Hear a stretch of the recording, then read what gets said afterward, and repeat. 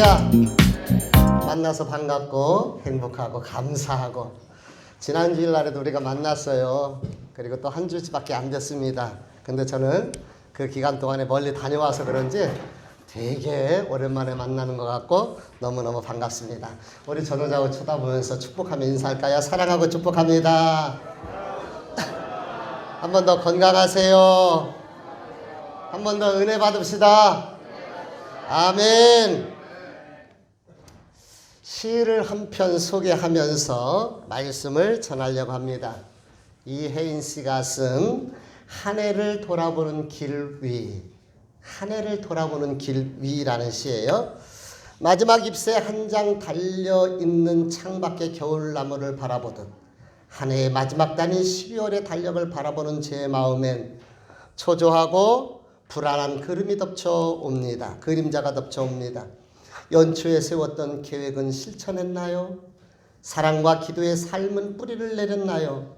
감사를 잊고 살진 않았나요? 한 해를 돌아보는 길 위에서 저녁노를 바라보는 겸허함으로 오늘은 더 깊이 눈 감게 해 주십시오. 더 밝게 눈 뜨기 위해. 시의 제목이 마음에 와 닿지 않습니까?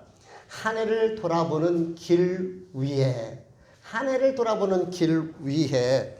우리는 지금 2019년 12월 한 해를 보내는 길 위에 서 있습니다. 2019년 한 해 동안 어떻게 살아오셨나요? 잘 살아오셨습니까? 평안하셨나요? 건강하셨습니까? 근데 연초에 세웠던 계획은 어떻습니까? 연초에 세웠던 계획은 잘 진행되고 있고, 그리고 하나님 앞에서 믿음으로 살겠다고 다짐했던 그대로 잘 살고 있습니까? 사랑과 기도의 삶의 뿌리는 내려지고 있나요? 감사는 잊지 않고 늘 감사하면서 살았습니까? 하나님과 동행하며 최선을 다하는 삶을 살겠다고 우리가 다짐하면서 한 해를 시작했는데 벌써 12월 한 해를 보내보는 우리가 정말 길 위에 서 있습니다. 이때에 우리가 한번 시간을 점검하면서 우리의 나태, 우리의 게으름, 우리의 태만을 세월이라는 쓰레기통에다 그냥 다시 던져버리고 오늘 말씀을 통해서 저와 여러분의 새로운 도전, 새로운 결단, 새로운 출발이 이루어질 수 있기를 주님의 이름으로 축복합니다. 오늘 본문은 스데반의 돌에 맞아 죽기 직전에 했던 설교예요. 그러니까 스데반에게는 이게 고별 설교가 되고 유언적 설교이기도 합니다. 상당히 내용이 길습니다. 전체는 이야기할 수가 없고요. 이 앞부분을 통하여서 오늘 우리가 한 해를 보내는 길 위에서 우리의 시간을 한번 점검하고 우리의 삶을 한번 돌아보는 그러한 시간을 가지려고 합니다. 이스라엘의 역사는 아브라함으로부터 시작된다는 것을 잘 알고 있습니다. 물론 야곱을 통해서 12지파가 형성이 됐습니다. 그런데 그 위로 올라가면은 이삭, 그 다음 아브라함. 그래서 그 출발점이 아브라함인 것을 볼 수가 있지요. 아브라함이 원래 살던 곳은 갈대아 우르라는 그러한 지역이에요. 바벨론 지역이죠. 갈대아 우르인데 여기는 메소포타미아 문명이 발생한 세계 4대 문명 발생 지역이 바로 이 우르라는 지역입니다. 이 우르라는 지역은 주로 달이라는 신을 섬겼어요. 달신을. 그래서 그 달신을 섬기는 사람들, 그리고 아주 큰 신전들이 있었던 그런 곳입니다. 여기에 보니까 우리가 여호수아 24장 우리 2절 4절 다 같이 읽어볼게요. 시작.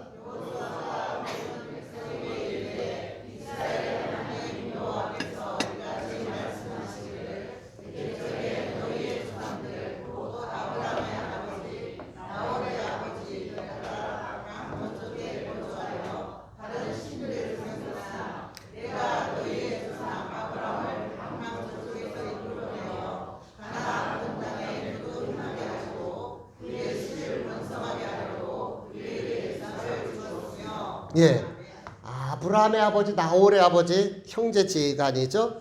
아브라함의 아버지의 이름은 데라였습니다. 여기에 보니까 강 건너 그 메소포타미아 지역 우르라는 지역에 살 때에 다른 신을 섬겼다 그랬어요. 그러니까 우상을 섬겼던 그러한 집안에서 하나님께서 아브라함을 불러내신 거예요.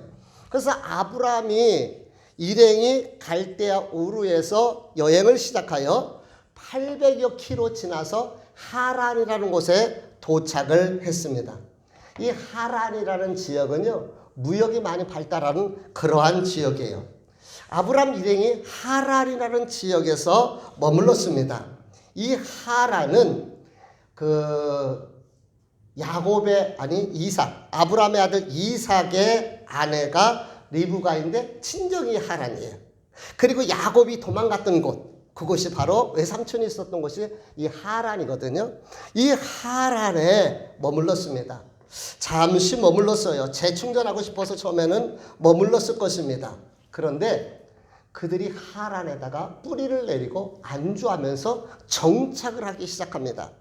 하란에 머물면서 아브라함의 집안이 상당히 번성했던 것 같아요. 우리 오늘 한번 읽어보았던 3절 4절 말씀, 우리 사도행전 7장 3절 4절 같이 읽어볼게요. 시작. 이르시되 내 고향과 친척을 떠나 내가 네게 보일 땅으로 가라 하시니 아브라함이 갈대아 사람의 땅을 떠나 하란에 거하다가 그의 아버지가 죽음에 하나님이 그를 거기서 너희 지금 사는 이 땅으로 옮기셨다 라고 이렇게 얘기하고 있어요. 자, 보세요. 요거는 이렇게 보면은 그냥 스쳐 지나가는 과정인 것처럼 보이는데 사실은 이 안에 큰 의미가 또 담겨 있음을 볼 수가 있어요. 여기에 보니까 아브라함이 하나님의 말씀을, 그래서 창세기 11장에 보면은 가나안 땅을 향해서 가두고 있었어요. 그런데 하란에 머물렀고 아버지가 죽었다고 그렇게 이야기합니다. 자, 우리는 여기서 두 가지 질문을 던져봐야 됩니다. 첫 번째, 왜 아브라함은 하란에 머물렀을까요? 왜? 두 번째 질문, 왜 하나님께서는 아브라함의 아버지 데라를 데리고 가셔야만 했을까? 왜 아버지가 여기서 죽어야 했느냐는 그러한 의미입니다. 저는 이 두 가지 질문에 답하면서 오늘 말씀을 전개하려고 합니다. 아브라함 일행이 갈대아 우르를 떠날 때에 그들의 마음은 다짐과 결단이 있었을 거예요. 그래, 이 우상의 도시에서 하나님이 우리를 불러줬는데 이제 오직 하나님만 믿고 하나님의 은혜 가운데서 살겠다.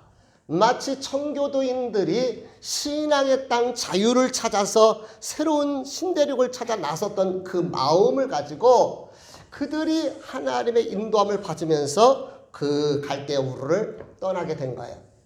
약 800km입니다. 서울에서 부산을 2번 다녀올 정도 왕복할 수 있는 이러한 거리, 참으로 먼 거리예요. 자동차가 없던 시절에 그 긴 거리를 낙타를 타고 이삿짐 보따리를 다 싣고서 그리고 여행을 해야만 했던 것이죠.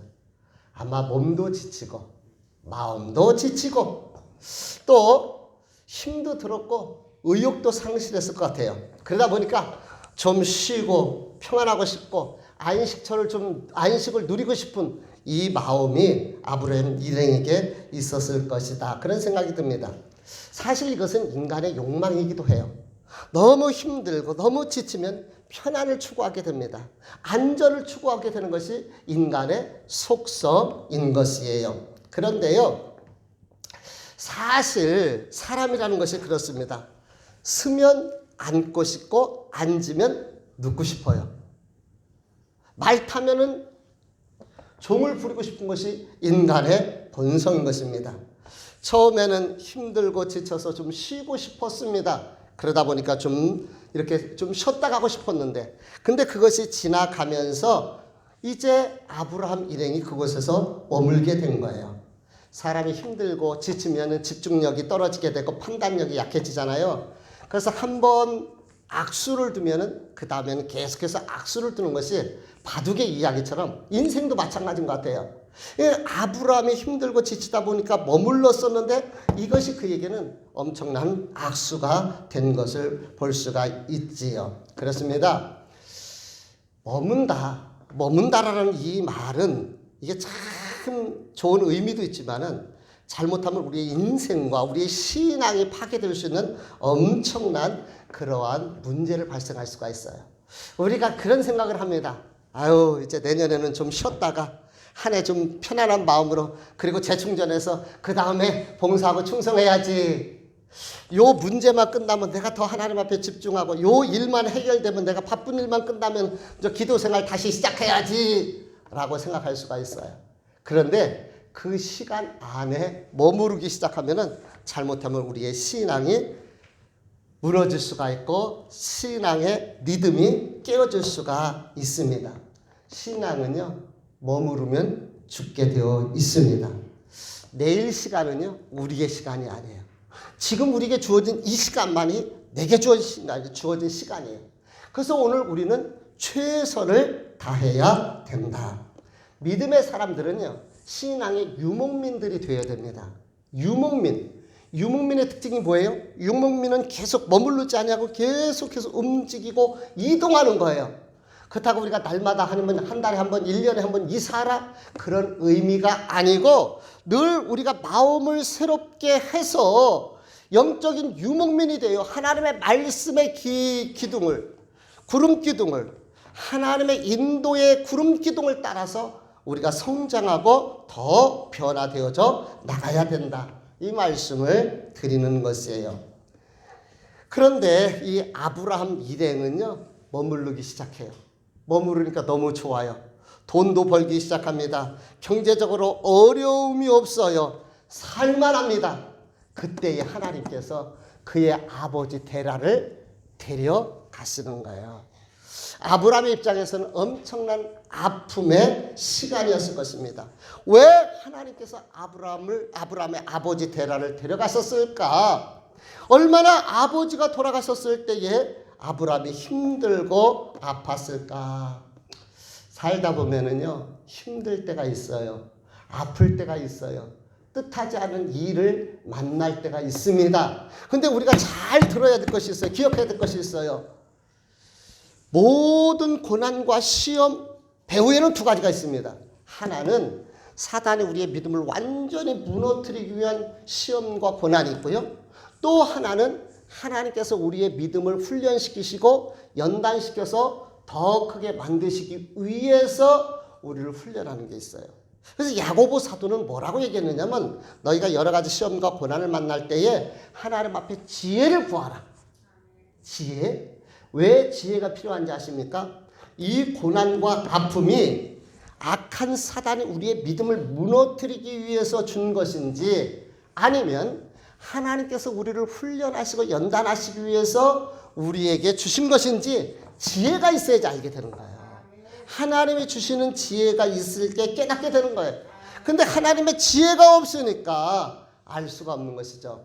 사단이 우리를 유혹할 때, 시험할 때는 영어 성경으로는 템테이션이라는 거예요. 완전히 유혹하는 것이죠. 근데 하나님께서 우리에게 주시는 고난은 시련이라고 이렇게 얘기를 해요. 그러니까 하나님이 우리에게 주시는 시련은 우리를 더 만들기 위해서, 훈련시키기 위해서 하나님이 우리에게 연단을 주시는 거예요. 근데 지혜가 있어야지만이 영적 분별력이 생기는 거예요. 그래서 사단이 우리를 무너뜨리기 위한 시험이라면 마귀를 대적하라 그랬어요. 기도하며 대적하면서 그것을 이겨내야 돼요. 근데 하나님이 우리에게 주시는 연단이라면은 하나님의 놀라운 그 주실 축복을 기대하면서 인내하며 이겨내야 되는 것이죠. 그렇습니다. 아브라함이 그곳에서 아버지가 돌아가시는 아픔을 겪습니다. 그런데 배후에는 하나님의 계획이 있었다는 것이죠. 그래서 깨닫는 것이 은혜입니다. 한번 옆에 사람 쳐다보면서 깨닫는 것이 은혜입니다. 깨닫지 못하는 사람은요, 그렇게 맞고 터지고 그래도 못 깨달아요. 못 깨달아. 난 놓고 기억자도 모른다고. 깨닫는 것이 은혜인 거예요. 하나님께서는 사실 특단의 조치, 우리 성경에는 그저 스쳐 지나가는 것처럼 보였지만은 특단의 조치로 아버지를 데려갔던 거예요. 왜냐하면은 그렇지 않으면 아브라함이 사명까지 소명까지 이곳에서 잊어버리고 그 땅에서 안주할 수 있으니까 하나님께서 그를 다시 일으키시기 위해서 다시 하나님이 약속한 땅 가나안 땅을 향해서 나가게 하도록 그의 아버지를 데려갔던 것이에요. 아브라함의 소명이 무엇입니까? 하나님께서는 이 우상의 땅, 그 우상의 도시에서 아브라함을 택하셔서 부르시고 그를 통해서 나라를 만드시고 그 나라를 통해서 열방과 온 민족을 구원하시기 위한 하나님의 소망이 있었던 거예요. 그 놀라운 이 사명이 아브라함에게 있었는데 거기서 머물면 어떻게 되는 거예요? 하나님의 뜻이 성취될 수가 없는 것이죠. 그러니까 하나님께서 특단의 조치를 내린 것이죠. 머무르면 죽습니다. 안주하면 안 됩니다. 우리는 끝까지 구름 기둥, 불 기둥의 인도함을 받는 그런 성도들이 되어야 될 줄 믿습니다. 성경은 집중력이 흔들렸을 때 낭패를 본 경우를 여러 곳에서 보여줘요. 두 가지 사례를 말씀을 드릴게요. 먼저 동방의 박사들을 한번 보겠습니다. 그들이 처음 여행을 시작할 때 그들은 하늘의 별을 봤어요. 별의 인도함을 통해서 멀리서 인도함을 받아 가는 거예요. 근데 시간이 많이 지나가다 보니까 집중력도 떨어지고 판단력도 떨어지게 되고 지치는 거예요. 그러다 보니까 예루살렘에 도착해서는 그때서부터는 아예 인도하던 별을 보지 않습니다. 그때부터는 자기 선입관에 자기 판단으로 왕궁에 들어갔고 세상에 왕으로 나시니까 어디 계시냐고 정말 믿음 좋죠. 우리가 예언받은 대로 왕으로 오시는 일을 찾으러 왔습니다. 근데 이건 반역이요. 헤롯 왕이 눈이 시뻘겋게 뜨고 있는데 거기 가서 왕이 태어났냐고 물으면 어쩌란 말이에요. 그래서 2살 미만 아이들의 사내 아이들이 다 죽임을 당하는 이런 안타까운 모습을 보게 되는 것입니다. 신앙도 마찬가지예요. 처음 별만 보고 따라갔던 이 박사들처럼 우리가 연초에 시작할 때는 정말 믿음으로 금년도 살아야지. 은혜로 하나님의 은혜로 살겠다. 말씀을 보면서 말씀대로 살겠다. 기도하며 살겠다. 그러면서 다짐하고 결단해요. 그런데 살다 보니 시간이 지나가다 보니 신앙의 집중력이 해이해지게 되고 거기에다가 판단력도 흐려지고 나중에 보니까 우리들의 모습이 참으로 하나님 없는 그러한 모습으로 살아갈 때가 얼마나 많은지 모르는 거죠. 나중에는 예수님이 없어요. 예수님이 없어. 그냥 오다 보니까. 그런데 그래도 우리가 신앙생활 한다고 교회 다니잖아요. 예수 없이 예배하고 예수님 없이 우리가 봉사생활하고 예수님 없이 우리가 신앙생활 잘하는 것처럼 보이는데 이 동방의 박사처럼 그럴 수가 있다는 것이에요. 그렇습니다. 우리는 시작과 끝이 오직 예수 그리스도의 이름으로 예수 그리스도 안에서 동일해야 될 줄 믿습니다. 한 가지 케이스를 좀 더 살펴보도록 할게요. 야곱을 보겠습니다. 야곱이 진퇴양난에 빠졌어요. 앞에는 형님이 400명을 거느리고 자기를 죽이겠다고 기다리고 있어요. 뒤로 도망칠 수도 없어요. 약복강가에서 처절합니다. 그때 할 수 있는 것이 뭐예요? 야곱은요 잔머리의 대가입니다. 머리를 얼마나 잘 돌리는지를 몰라요. 아주 머리 쓰는데 잔머리 대가예요. 그래서 자기가 가지고 있었던 재산 중에 맨 앞에 선물 보따리를 보냅니다. 그리고 1차, 2차로 나누어요. 그래서 강을 건너게 하고 그 다음에 식구들 중에서도 자기가 가장 사랑하는 식구들은 맨 뒤에다 보내고 그리고 사람들도 다 이 강을 건너서 보내요. 그리고 혼자 남죠. 왜냐하면 여차하면 도망가고 여차하면 나라도 살아남겠다. 그 작전인 거예요. 그렇게 머무르는데 얼마나 절박합니까? 그러니까 하나님 앞에 기도할 수밖에 없는 거예요. 약복강 가서 처절하게 하나님 앞에 매달리죠. 그러니까 하나님께서 환도뼈를 치셨습니다. 다리가 부러진 거예요. 환도가 부러진 거예요. 그런데 우리가 생각할 때 아니 그런 기도하는 야곱을 왜 그렇게 다리를 쳐서 부러뜨렸을까? 거기에는 다 이유가 있습니다. 환도뼈가 부러진 것이 은혜더라고요. 왜 그런지 아십니까? 이제 형을 만나러 가는데 환도뼈가 부러지니까 쩔뚝쩔뚝 완전히 장애자가 된 거예요. 그래서 형님 앞에 나가는 거예요. 형이 정말 때려 죽이고 미웠어. 자기한테 사기친 놈이잖아요. 그 때려 죽이고 싶도록 미운 그 사기친 동생을 그래서 죽이겠다고 400명 군사를 거느리고 준비하고 있는데 멀리서 보니까 쩔뚝쩔뚝거리면서 동생이 온단 말이에요. 장애자가 되고 그러고 오는 그 모습을 보니까 미움보담도 형제의 연민의 정이 앞서는 거예요. 불쌍한 마음이 드는 거예요. 그래서 그를 보면서 불쌍한 마음이 드니까 복수심이 사라지게 되는 것이죠. 따라서 해볼까요? 부러지는 것도 은혜다. 그렇습니다. 맞는 것도 은혜입니다. 맞아 봐야지 하나님의 사랑을 우리가 깨닫게 되는 거예요. 이제 형하고 그래서 극적인 화해가 이루어져서 세겜으로 향하여 그가 그곳에서 머물기 시작합니다. 근데 세겜에 머무르니까 너무 좋은 거야. 살기가 편안하고 형과의 문제도 다 해결됐고. 근데 사실은 야곱은 하나님과 약속한 것이 있어요. 그것이 무엇입니까? 베델입니다. 베델에 가겠다 그랬어요. 야곱이 형을 피해서 도망갈 때 베델에서 삼간삼약을 했어요.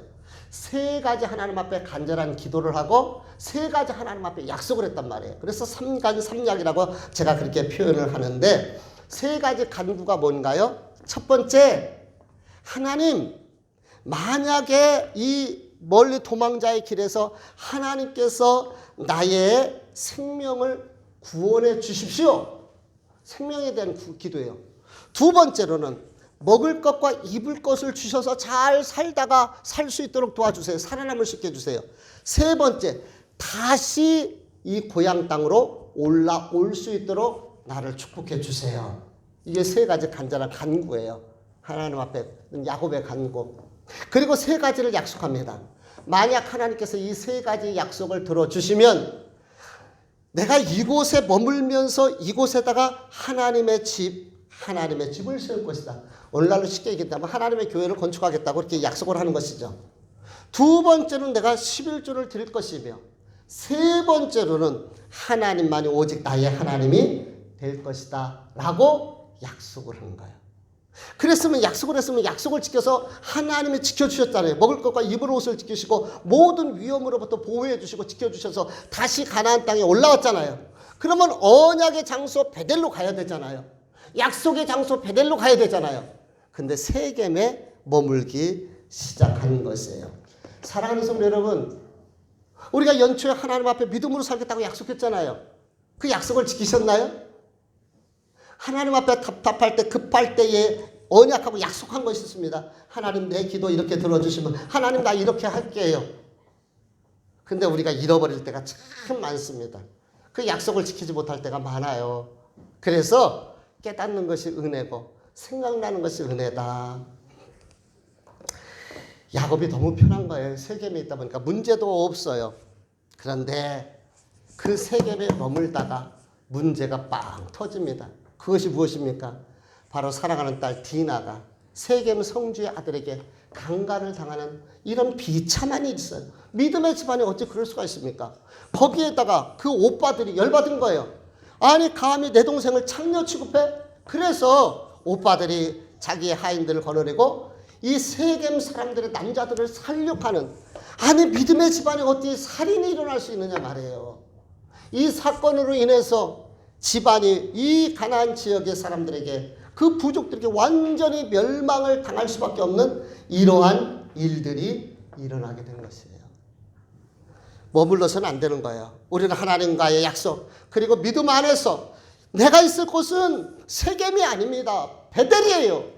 언약의 땅, 하나님이 약속한 믿음의 장소. 그래서 우리는 하나님의 몸된 교회 안에서 하나님 중심의 삶을 끊임없이 살아가야 될 줄 믿습니다. 물이 고이면 썩게 되고 그렇습니다. 신앙이 머물면 시험이 옵니다. 주저앉아 있으면 반드시 시험이 오게 돼 있어요. 그래서 고인 물은 썩지만 흐르는 물은 썩지 않고, 머무는 신앙은 죽을 수밖에 없지만 전진하는 신앙은 절대로 죽지 않는 것이죠. 자, 이런 사례를 여러분들에게 말씀을 드리면서 우리에게 한번 적용을 한번 해보시겠습니다. 1월은 제가 생각할 때 갈 때 우리가 출발하던 시점이고 12월쯤 이쯤이면 내가 생각할 때 하란이라 이렇게 한번 생각을 해보자는 것이죠. 하란은요 머무는 곳이 아니에요. 재충전해서 다시 일어서는 그러한 곳입니다. 우리가 한 해를 마무리하는 이 길목 위에서 오늘 우리가 정말 신앙에 안주하고 있고 머물러 있고 나태와 게으름 속에 있지는 않는가? 우리가 우리 자신을 돌보아야 된다는 거예요. 그리고 다시 새로운 마음과 결단으로 2020년이라는 시간을 준비하면서 출발할 때에 새로운 역사들이 나타나지게 될 줄 믿습니다. 지난 주일날 골프에 제가 예화를 들었어요. 최영만 씨가 그 어깨 파열로 그렇게 어려움을 당했다면서 우리 학생들하고 나눔의 시간을 가졌는데 우리 박광진 집사님은 나눔의 시간에 찔렸다는 거예요. 그런 이야기를 하는데 오늘은 좀 새로운 관점에서 우리 한번 살펴볼게요. 골프하면 여러분 누가 먼저 떠오릅니까? PGA에서 세계적인 선수 타이거 우즈예요. 타이거 우즈는 골프의 영웅이에요. 그래서 오죽하면 황제라고 얘기했을까? 골프의 황제 타이거 우즈입니다. 그는 정말 대단한 선수예요. 정말 20대 때 이미 세계를 제패했습니다. 뭐 300야드가 저는 얼마나 나가는 건지는 모르는데 경이적인 기록이라고 그러네요. 드라이브 샷과 퍼팅에서도 정교해요. 따라올 사람이 없다는 거예요. 1997년 2위와 엄청난 격차를 벌이면서 우승을 했어요. 근데 이제 다 이렇게 카메라가 찍잖아요. 자기의 폼을 점검을 해봤대요. 근데 이게 웬일입니까? 그렇게 우승을 했는데 자기 폼이 보니까 엉망인 거라. 이 골프는 폼이 좋아야 된다 그러네요. 엉망이더라는 거야. 자기가 그 시간에 돌아보니까 이렇게 봐갖고는 나가갖고는 한두 번 더 우승할는지 모르지만 롱런은 불가능할 것 같다. 그래서 코치에게 연락을 해서 코치에게 이렇게 했다는 거예요. 내가 내 경기 비디오 테이프를 보니까 너무 엉망이어서 내가 스윙 방법을 바꿔야 되겠다. 코치는 그렇게 하려면 시간이 많이 걸린다. 그리고 그 스윙이 몸에 정착할 때까지는 언제가 되는지 모르지만 몇 년 동안 우승 한번 해볼 수도 없다. 어떻게 하면 좋겠냐? 라고 했을 때 그래도 상관없다. 나는 새로 시작해야 되겠다. 이 스윙 갖고는 이 폼 갖고는 도저히 내가 롱런할 수가 없다. 그렇게 하면서 2년 동안 피눈물 나는 자기 그 스윙 스타일을 바꾸기 위해서 노력을 했다고 합니다. 그리고 실질적으로 2년 동안 우승도 제대로 못 해봤다는 거예요. 그러나 그는 2년 후 이후서부터는 오늘날의 그 타이거 우즈의 기반을 만들 수가 있었다는 것이죠. 그는 안주하지 않았습니다. 정말 프로의 모습을 우리에게 보여줬다고 생각이 됩니다. 지금 우승했어요. 지금 잘하고 있어요. 근데 보다 나은 미래를 위해서, 보다 나은 내일을 위해서 그는 자기의 그 모든 폼을 뜯어 고쳤던 것입니다. 사랑하는 성도 여러분, 지금 편안하신가요? 안전하신가요? 그렇다면은 지금 이 순간에 우리가 하나님 앞에서 다시 새롭게 도전해야 할 그러한 시간인 줄 믿습니다. 나폴레옹이요, 이런 이야기를 했어요. 같이 읽어봅니다. 시작.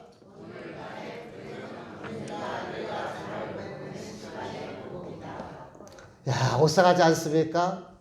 오늘 나의 불행은 어제 내가 살아왔었던 결과라는 거예요.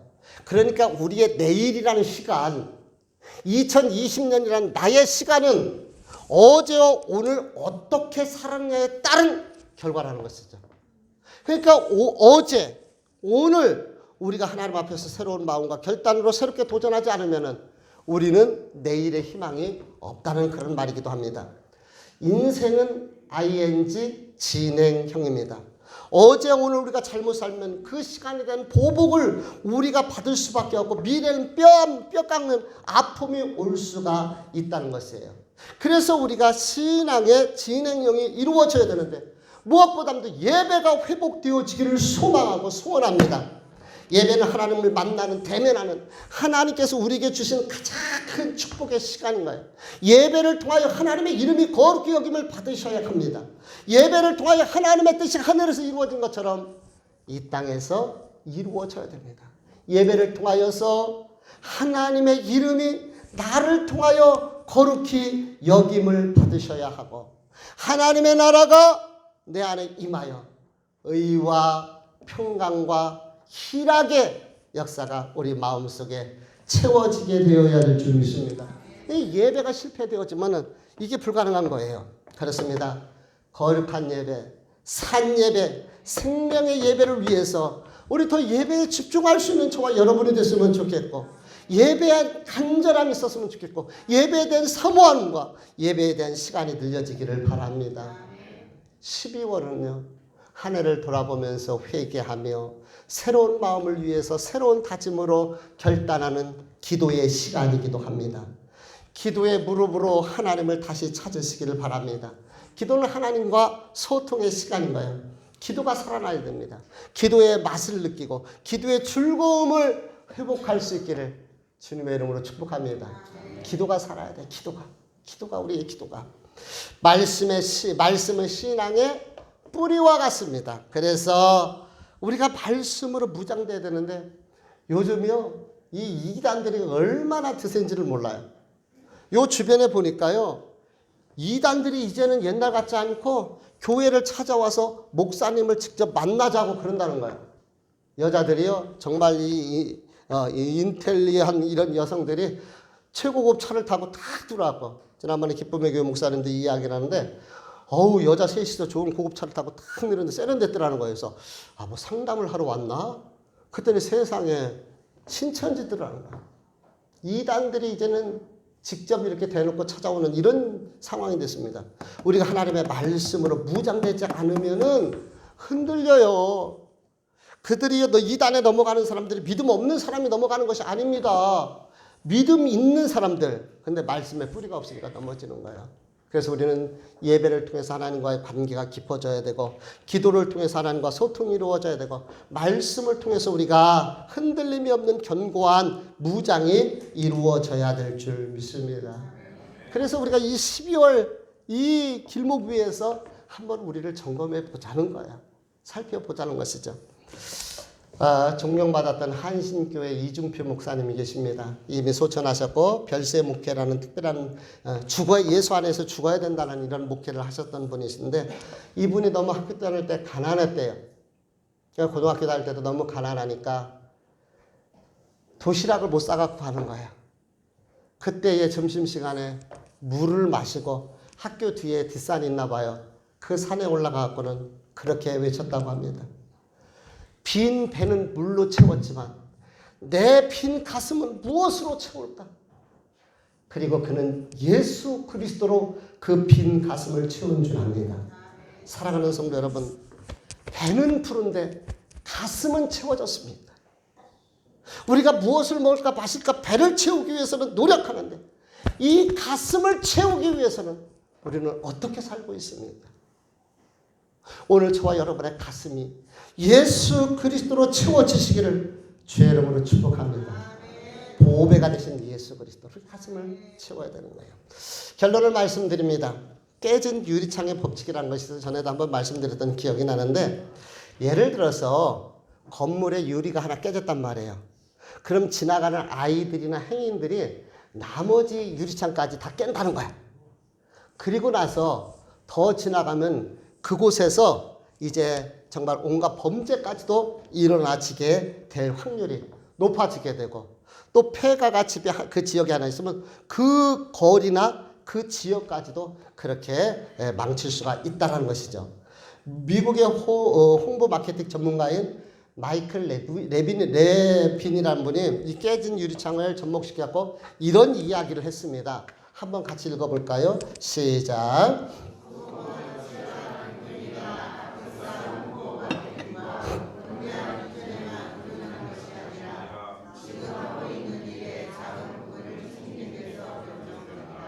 예, 우리 여기 교회도 사업하시는 분들 또 요식업을 하시는 분들이 여러분들 계시는데 잘 생각해 봐야 되는 거예요.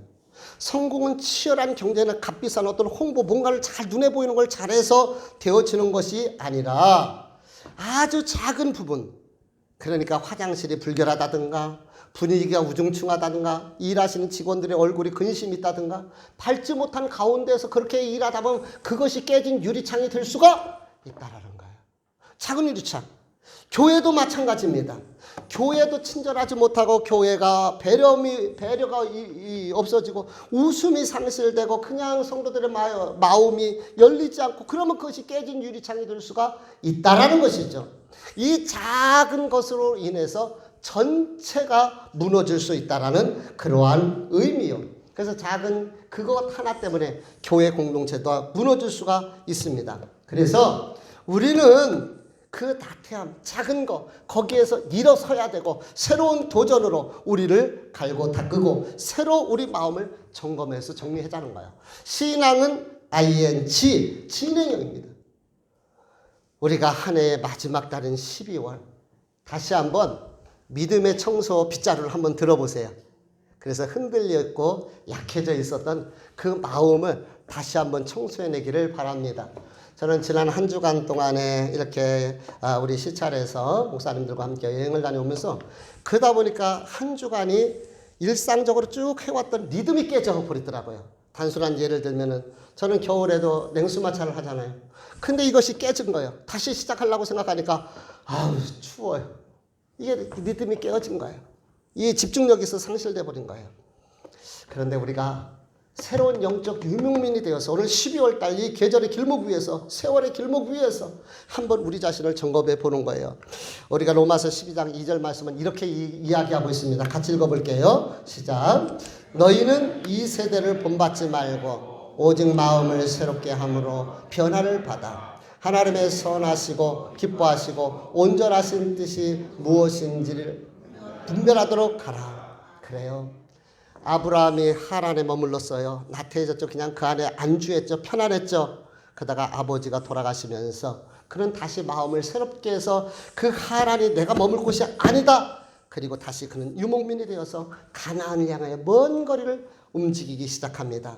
우리 신앙을 점검하면서 예배의 나태함, 기도의 게으름, 말씀의 몸이 건조하면서 마음을 새롭게 해서 이 시간의 길목인 12월에 마음을 새롭게 함으로 또 다시 결단하면서 2020년을 준비하고 출발하시는 저와 여러분이 되면 어떨까요? 기도하시겠습니다.